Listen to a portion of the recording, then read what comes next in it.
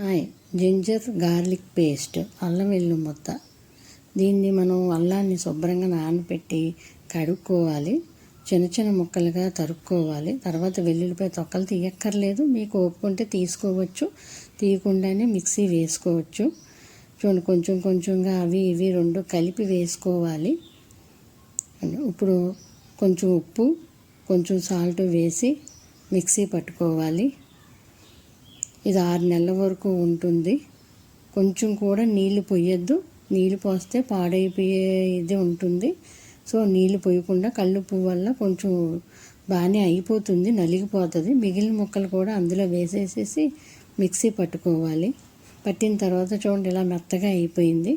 మెత్తగా అయిపోయిన దాన్ని మనం ఒక ఎయిర్ టైట్ కంటైనర్లోని దాన్ని స్టోర్ చేసుకోవచ్చు.